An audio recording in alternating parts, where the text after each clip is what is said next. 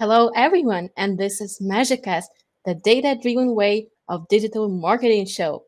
And today we have the sixth episode already, and you can check the other episodes on our YouTube channel, which is Measure School. And I'm so happy to introduce our special guest, David Forer, and he's an operations manager at Measure School, my colleague, and I really look up to him because he is a jack of all trades, and he is dealing with our GA4 projects. He knows how to talk to clients. And the topic of our today's podcast is how to educate clients about GA4 and the necessity of this education. Hi, David. Hello there. How I'm are you so doing? you. I'm doing well, but I That's know good. that you're in Italy right now. That is correct. I decided to put off vacation so that I could come talk to you for a little while, and so I'm super excited to discuss this.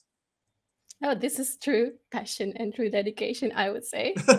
And I am kind of jealous in a good way because I love Italy so much. I have kind of Italian heart, I would say. Yes, the people here are very friendly. We've been having a great time. Obviously, I think I've already gained 3 pounds or 3 kilos. Sorry, you guys use that. This is fast. But yeah, enjoying the pizza on every street corner. Pizza. Yeah. Actually, I was living in Rome for 3 years, and within those 3 years, I ate pizza maybe 5 or 6 times. So here, this is the Oh wow. point where I'm not like true Italian, I would say. Yeah, well, I mean, the pasta's great. Actually, I'm surprised at how good the salads are as well. So, I just feel like any restaurant you go to here, you're going to have a good meal. Like everybody has like their favorite, right? Like a couple of their favorites, but I don't think it really matters. No matter where you go, you can walk down the street, you can find something that you're going to enjoy. So that's what we've been doing. Yeah, this is amazing. And how do you like my t-shirt, by the way? I wanted to show you. This is the one that I created. It just like seemed like no one is listening. That's nice. When are you sending mine? I don't know yet. We have to get it created, but we will see. Maybe for Yeah, the next podcast. What do you think about it? So we will have it by the next time we record the next episode.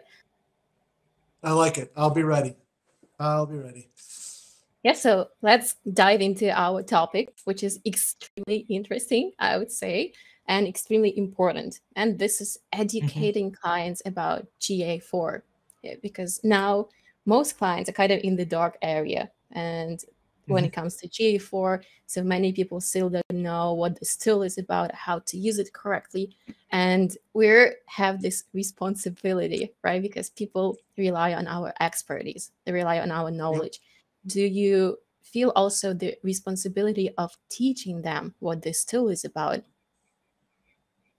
Yeah, I think, and it's not just us. I think you're saying this, but it's the industry as a whole. Friends to Measure School as well. There's a lot of people out there. Everybody has to put their best foot forward and help educate people and let them know what's really happening, because there's a lot of disinformation, which happens whenever there is change, because somebody will go and they won't like what they see, and so they'll put out something, a bad comment or whatever. Other people pick up on that, and it's just human nature to take that negativity and make it bigger and blow it up. And I think it's our duty to really walk people into why it's needed and how important it is, and that it's actually good. I mean, change can be good. It's not as bad as what some people make it out to be, right? Yeah, this is absolutely true. Yeah, when it comes to creating content, also it can be really challenging, like GA4 content. So because we're learning ourselves and to teach other people, to educate them, and this is challenging nowadays, I have to say. So, and many people tend to believe that GA4 is just a small update, and they just have an Right. expectation that we will be able to implement everything the same way as it was before. And how do you approach such clients? Do you set the correct expectations, or how do you deal with those people? How do you explain that just one-to-one migration is not possible? Well, I mean, number one, it's just that it's explaining that to them in in as simple terms as you can. You know, it's just not possible. It's not going to happen. And then number two, I'll always bring up, videos, checklists, PDFs, Google itself. Like I know a lot of times when you're doing your videos, you almost always will go to the Google Docs, right, and show those. And Google shows you themselves that the tool is a completely different tool. And what you need to do to try to switch from one side to the other. And so you just need to use everything in your power to be able to show people that. Create a video, uh, do blog posts like you do regularly every week on the topic. Sometimes I'll even show them, I wouldn't say competitors, but people within our industry. I'll show them other people, leading people like Simo and Julia, things like that, so that they see that we're all on the same page. Like everybody is basically saying the same thing. It's not like we're the only, measure school out there that's saying this is challenging.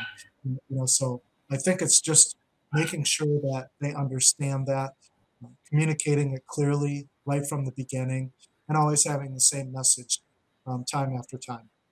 So like when I watch your when I see your blog posts and watch your videos, right? You basically have that message, that a one-to-one migration is impossible on nearly every one. Sooner or later, people will understand that, right? They just keep hearing it, and then they will understand it, and they'll realize exactly what you're saying. So keep up the good work.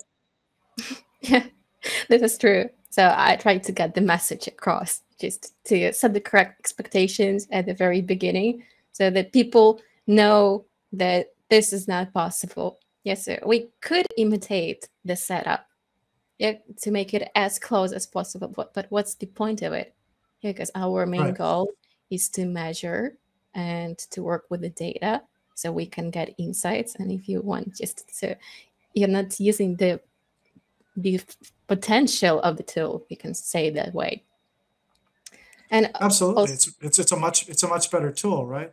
Like I think ultimately people are going to come around to this and they're going to realize that they can do so much more with GA4. Why would you want to handcuff yourself to what you had before with universal analytics when this just gives you a ton of different things that you can do?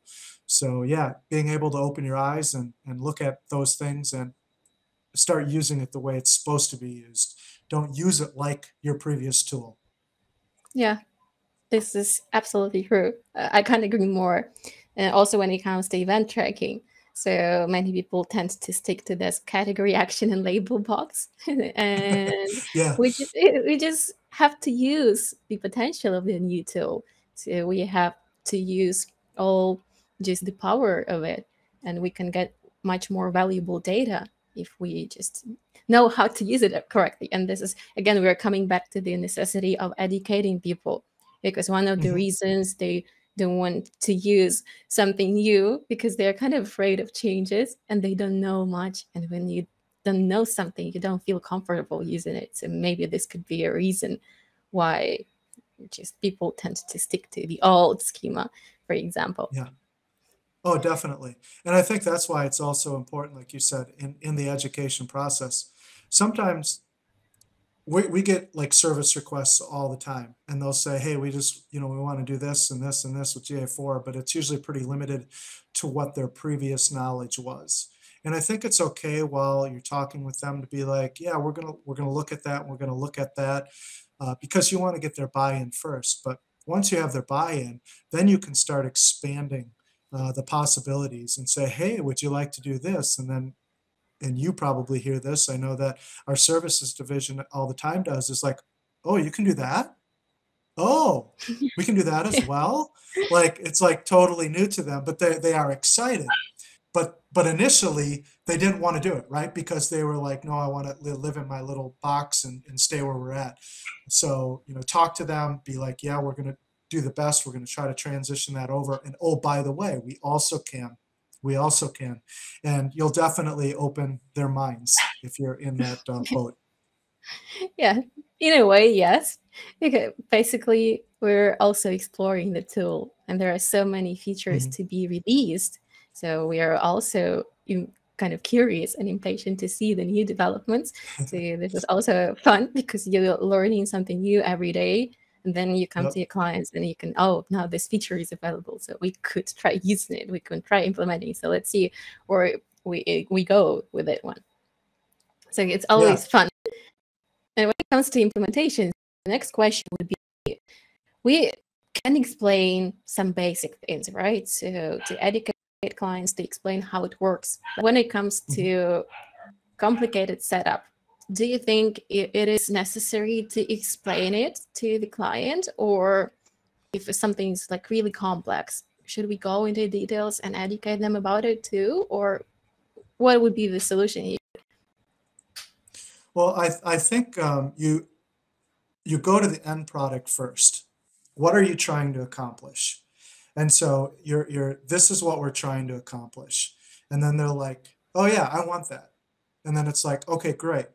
Do you want to know how we're doing that? And some people will say, yeah, please I want to understand, the A through Z. And so I can replicate that, or I understand it later on, or whatever the reasons are. Some people are technical and they want that. There's a lot of people in the world that are not technical and they're like, oh yeah, you can do that? No, I don't need to know how it's done. I just want to get that information.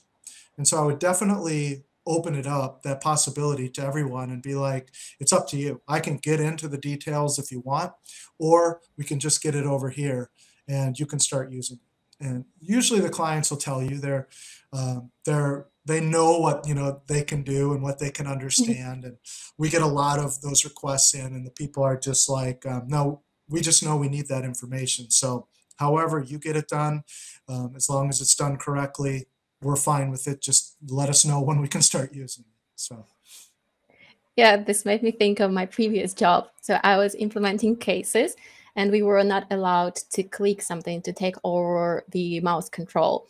And I was always so enthusiastic about teaching something new. So I was calling and I was starting with my introduction. So super excited to teach a client. And then once a guy just told me, could you please take over my mouse? Just like, I don't know. I don't want to know everything that you're talking about. I was yeah. okay. But Yeah, some of those people are never going to get into that back end, right? Like, I'll just use an example because we love to build websites and build pages and so forth, and we enjoy it because we're technically inclined. But you know what? There's a lot of business owners out there that they don't want to know how to build a website. They just want their website to work because it helps drive them sales. Their time is better spent selling whatever product they have versus actually trying to learn how to do the technical back-end stuff when you have companies like Measure School that are there to be able to do it for you. And there's a lot of other ones out there as well. But I like to toot our horn every once in a while. yeah, they want to concentrate fully on their business, yeah, especially if it's something completely not related to analytics. So business owners just also super busy. So yeah, Yep, that's right. it's understandable. That's why they come to us. They Yeah. they want somebody that they know is an expert to be able to handle things, and they can just put it in their lap and say, "Yep, get it done." And I'm here for questions if you have anything, but other than that, just let me know when I can start using it. And a question also related to the process itself, because you're having all those calls with the clients and you're very skilled, I have to say. So I really love how you communicate with them. Do you create some guidelines for your clients, or when you're discussing the projects? Because I'm not in those calls. So I Mhm. also would love to know what it looks like. Yeah, there's definitely guidelines. Basically, there's a lot. You have to start with probing questions to find out exactly what they do need, and find out what kind of information they're looking to get. Like once again, it's kind of starting at the back end of it, and then building it from there. So we do go through all those different areas and then come up with a kind of a master plan, so to speak, guidelines of what we're going to be doing, what we're going to need access to, what type of things will change, time that it's going to take, etc. So you definitely have to plan all of that out in advance so that everybody's on the same page. Because like you originally had said, some people legitimately think that, this should be done in like a day. And it's not going to happen. That's just not a possibility with this tool. It's far too complex, and it's does way more. So it takes a little bit more time. And explaining that up front obviously sets the whole process off a lot better as we go along.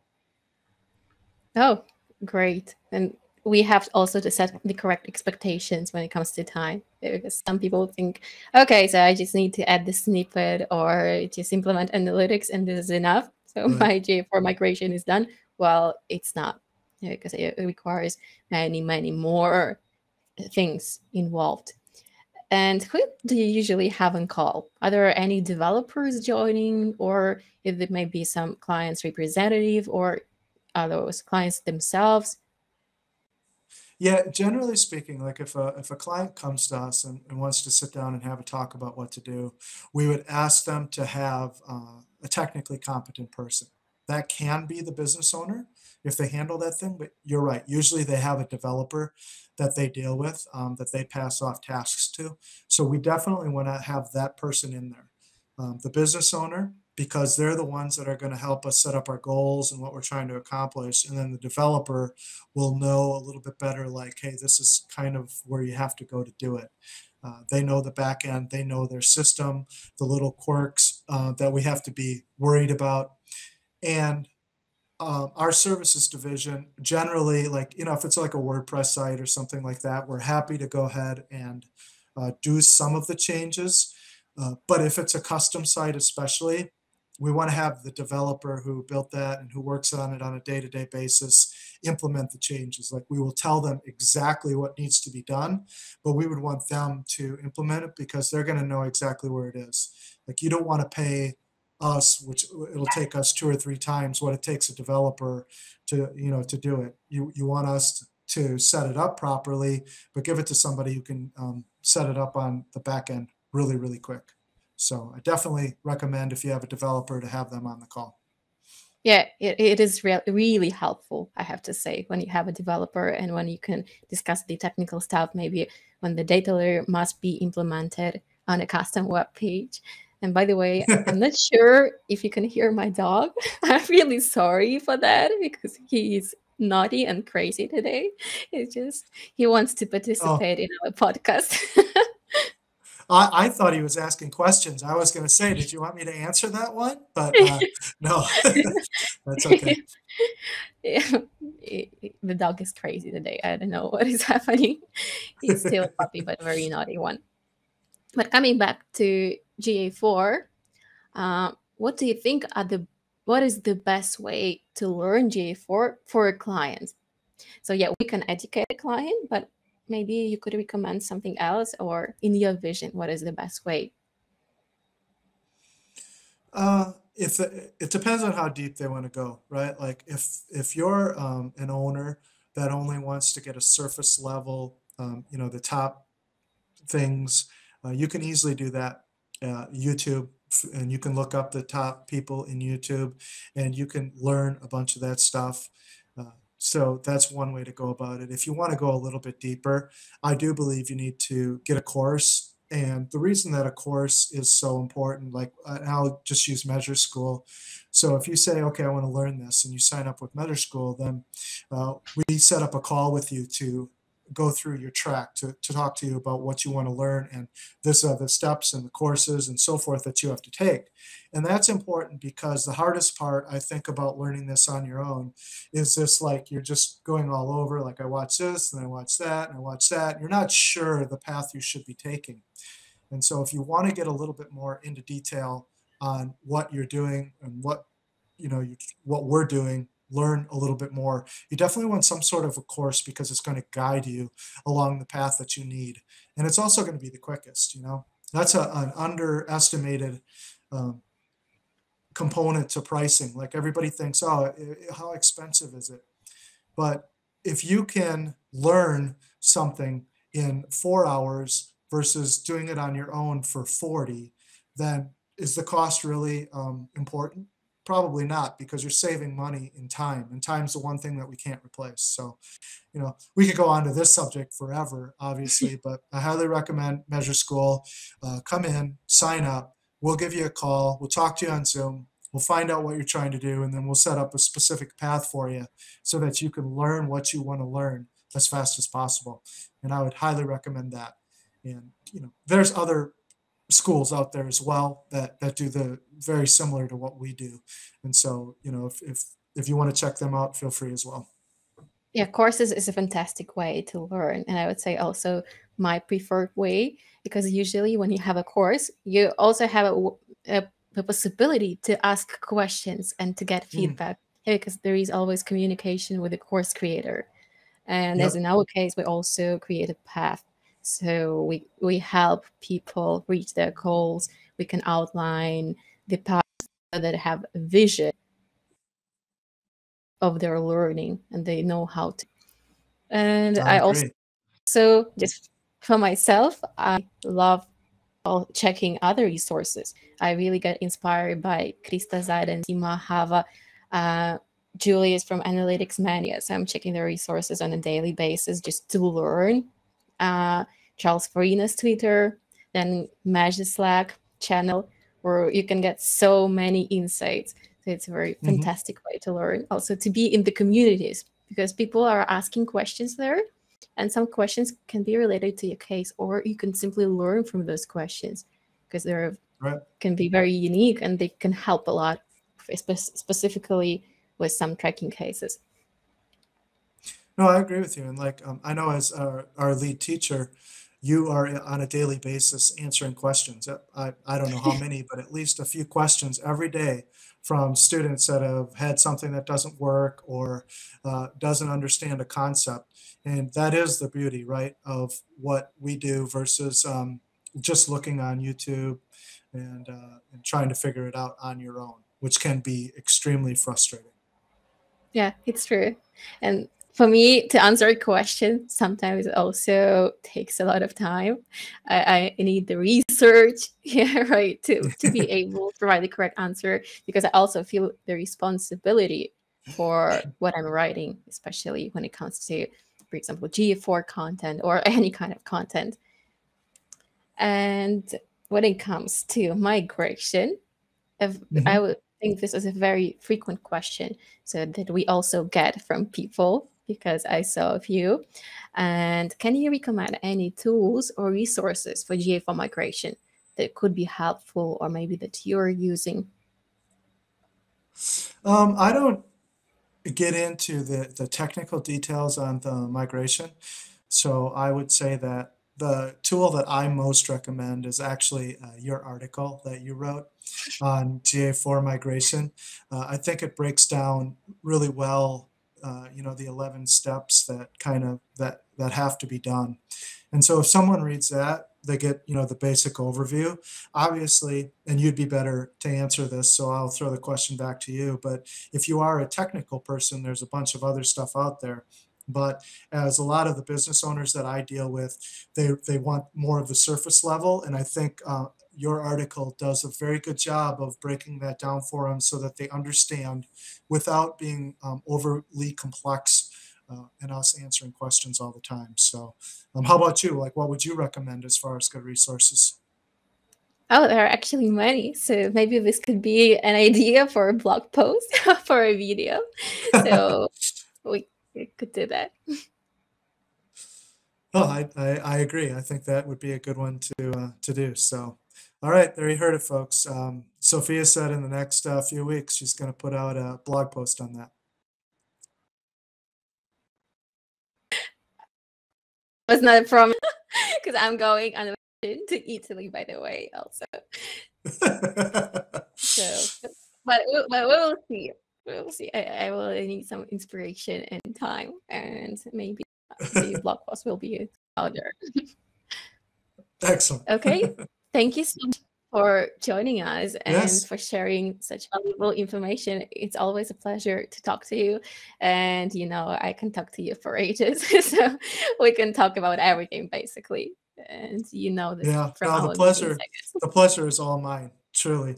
And if anybody out there has a question, and we're all available, please send it into our support, and if it's about sales or talking to clients, I'd be happy to help somebody through it. So thanks again for having me on. I enjoy it always.